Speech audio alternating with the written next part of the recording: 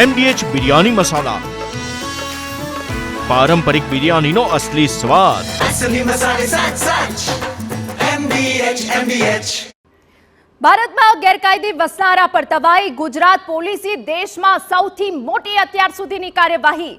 સુરતની વાત કરી લઈએ. પહલગામ હુમલા બાદ Gujarat police high alert mode પર છે. સુરત શહેરમાં 100થી વધુ બાંગ્લાદેશીઓની અટકાયત કરવામાં આવી.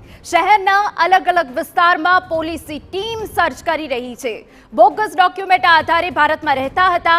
સુરત શહેર ડીસીબી અને એસઓજીની કાર્યવાહી છે. સુરતમાં પણ આ જ પ્રોસેસ થઈ છે, આ જ કાર્યવાહી થઈ છે. પોલીસ દ્વારા અલગ અલગ ટીમો બનાવવામાં આવી છે અને સુરતમાં પણ ઘૂસણખોરો પર સ્ટ્રાઇક કરવામાં આવી છે.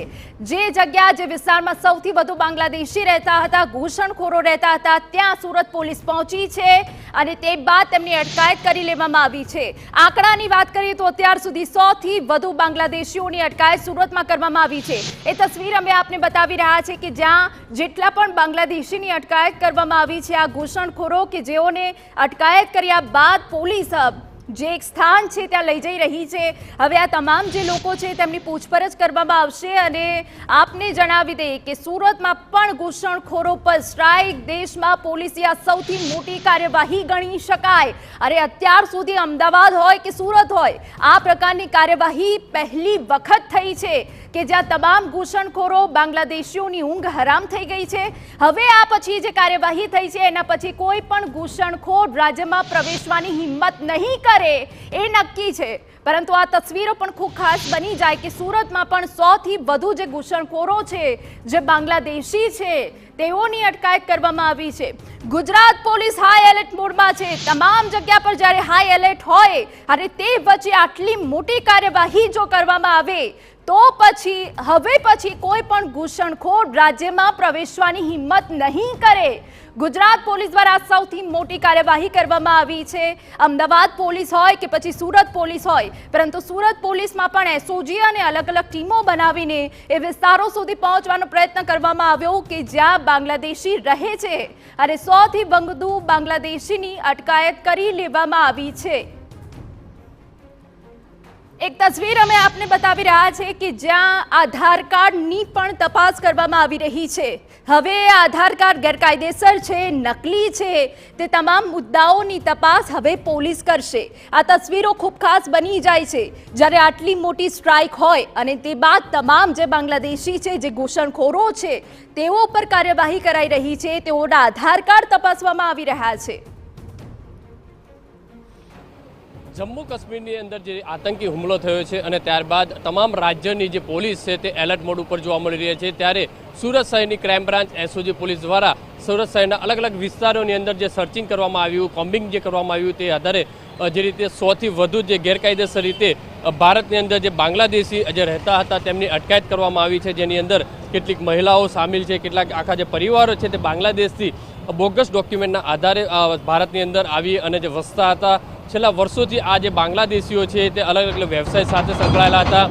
જે રીતે સુરત ક્રાઇમ બ્રાન્ચ અને એસઓજી દ્વારા કોમ્બિંગ જે હાથ ધરવામાં આવ્યું હતું, ત્યારે આખી રાત દરમિયાન આ જે કોમ્બિંગ ચાલ્યું છે. ડીસીપી કક્ષાના, જીસીપી કક્ષાના અધિકારીઓ, એસીપી કક્ષાના અધિકારીઓ, તમામ જે પીઆઈઓ છે બ્રાન્ચના તમામ પીઆઈઓ દ્વારા અલગ અલગ વિસ્તારોની અંદર રાત્રિના સમયે જે સર્ચ કરવામાં આવ્યું તે દરમિયાન આજે 100થી વધુ જે ગેરકાયદેસર રીતે સુરત શહેરની અંદર વસતા જે બાંગ્લાદેશીઓ છે તેમની અટકાયત કરવામાં આવી છે. સીધા દ્રશ્યો જોઈ શકાય છે કે આ તમામ લોકોને અત્યારે પોલીસે એક જગ્યાએ જે ભેગા કરવામાં આવ્યા છે અને જે તમામ જે પૂછપરછ છે તે પોલીસ દ્વારા જે કરવામાં આવ્યું છે, તેમનું જે સરઘસ છે જે કહી શકાય છે તે કાઢવામાં આવ્યું છે. ઉચ્ચ કક્ષાના અધિકારીઓ છે તે અહીંયા જોડાયા છે. મહત્વની વસ્તુ એ છે છેલ્લા ઘણા સમયથી જે રીતે જે ગેરકાયદેસર એટલે કે બોગસ ડોક્યુમેન્ટના આધારે આ રીતે બાંગ્લાદેશીઓ છે તે અંદર સુરત શહેરના અલગ અલગ વિસ્તારોની અંદર જે વસતા હતા. મહત્વની વસ્તુ એ છે સીધા દ્રશ્યો જોઈ શકાય છે કે આ જે તમામ જે રેલી છે સ્વરૂપે નીકળ્યા છે તે ગેરકાયદેસર રીતે સુરત શહેરની અંદર વસતા બાંગ્લાદેશી લોકોની પોલીસે અટકાયત કરી છે. મહત્વની વસ્તુ એ છે કે બોગસ ડોક્યુમેન્ટ ઊભા કરી અને જે સરકારી ડોક્યુમેન્ટો છે તે બનાવ્યા હોવાની જે માહિતી છે તે મળી રહી છે. અત્યારે જે રીતે મહિલાઓ જે છે તેમની પણ અટકાયત કરવામાં આવી છે અને આ બાબતે સુરત શહેર ક્રાઇમ બ્રાન્ચ અને જે એસઓજી દ્વારા આ બાબતે જે છે તપાસ છે તે શરૂ કરવામાં આવી છે. કારણ કે કેટલા સમયથી અહીંયા રહેતા હતા, કઈ રીતે રહેતા હતા, કેવી રીતે અહીંયા આવ્યા હતા, આ તમામ બાબતોને લઈને હાલમાં પોલીસ દ્વારા તપાસ શરૂ કરવામાં આવી છે. કેમેરામેન સંજય ચંડેલ સાથે બલદેવ સુથાર, TV9 સુરત. તો પોલીસ દ્વારા પણ ટીમો બનાવવામાં આવી હતી સુરતમાં. સુરતની આ તસવીરો અમે આપને બતાવી રહ્યા છે. અમારા સંવાદદાતા બળદેવ સુથાર પળેપળની અપડેટ આપના સુધી પહોંચાડી રહ્યા છે. ગ્રાઉન્ડ ઝીરો પર માત્ર TV9 છે. એ તમામ જે દ્રશ્યો છે અમે આપને બતાવી રહ્યા છે. એક તરફ તમામ બાંગ્લાદેશીને એકઠા કરીને તેમના આધાર કાર્ડ તપાસવાની વાત હોય કે પછી બીજી તરફ મોડી રાત્રે આ કાર્યવાહીની વાત હોય, એ તમામ જે પળેપળની અપડેટ છે અમે આપના સુધી પહોંચાડી રહ્યા છે. પરંતુ ગુજરાત પોલીસ હવે એલર્ટ મોડ પર છે અને તે વચ્ચે ગુજરાત પોલીસ કોઈ પણ કચાશ બાકી રાખવા નથી માંગતી અને એટલા જ માટે આટલી મોટી સ્ટ્રાઇક જે કરવામાં આવી છે બાંગ્લાદેશીઓ પર, ઘૂસણખોરો પર, કે જ્યાં મોડી રાત્રે પોલીસ ત્રાટકી છે.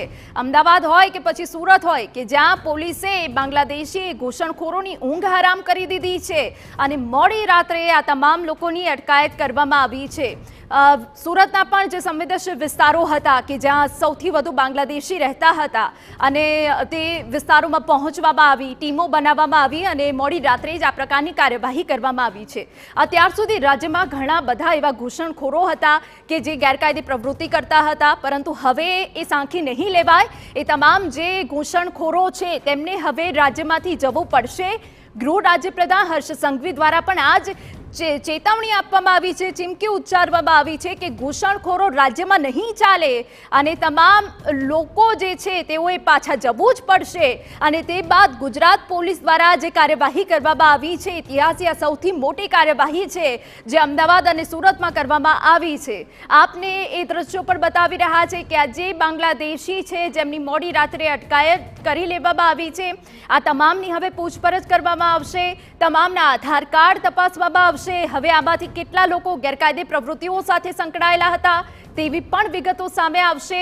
શહેરના અલગ અલગ વિસ્તારમાં કાર્યવાહી કરાઈ છે, એ તસવીર અમે આપને બતાવી રહ્યા છે. ડ્રોનથી કાર્યવાહી કરાઈ. જમ્મુ કાશ્મીરની અંદર આતંકી જે હુમલો થયો હતો અને ત્યારબાદ તમામ રાજ્યોની જે પોલીસ હતી તે એલર્ટ મોડ ઉપર હતી અને તમામ જે અલગ અલગ શહેરો, અલગ અલગ જિલ્લાઓની અંદર પોલીસ દ્વારા જે સર્ચિંગ કરવામાં આવ્યું હતું, ત્યારે સુરત શહેરની અંદર દેશની સૌથી મોટી જે કાર્યવાહી છે તે સુરત શહેર ક્રાઇમ બ્રાન્ચ અને એસઓજી દ્વારા જે કરવામાં આવી છે. સીધા દ્રશ્યો જોઈ શકાય છે.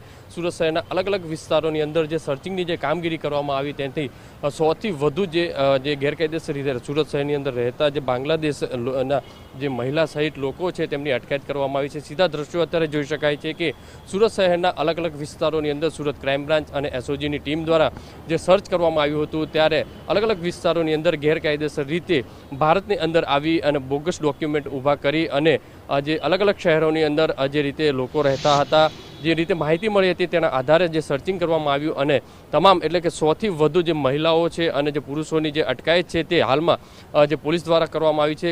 જે રીતે માહિતી મળી રહી છે કે દેશની સૌથી મોટી કાર્યવાહી કહી શકાય છે, કારણ કે અત્યારે આ દ્રશ્યોની અંદર જોઈ શકાય છે કે આ જે બાંગ્લાદેશીઓ છે છેલ્લા ઘણા સમયથી સુરત શહેરના અલગ અલગ વિસ્તારોની અંદર જે રહેતા હતા અને જે અલગ અલગ વિસ્તારોની અંદર નાના મોટા જે કામની અંદર જોડાયેલા હતા, હાલમાં પોલીસ દ્વારા તમામ લોકોની જે પૂછપરછ કરવામાં આવી રહી છે, કેટલા સમયથી રહેતા હતા, તમામ જે લોકો છે તેમના જે ડોક્યુમેન્ટો છે તે કબજે કરવામાં આવે છે અને ડોક્યુમેન્ટ જે વેરિફિકેશન કરી અને આગળની જે કાર્યવાહી છે તે કરવામાં આવશે. એટલે મહત્વની વસ્તુ એ છે કે દેશની સૌથી મોટી પ્રથમ જે કાર્યવાહી કહી શકાય, આ પ્રથમ વખત આટલા મોટા પ્રમાણમાં 100થી વધુ જે બાંગ્લાદેશી જે છે તે ઝડપાયાનો જે કિસ્સો છે તે સામે આવી રહ્યો છે. કેમેરામેન સંજય ચંડેલ સાથે બલદેવ સુથાર, TV9 સુરત.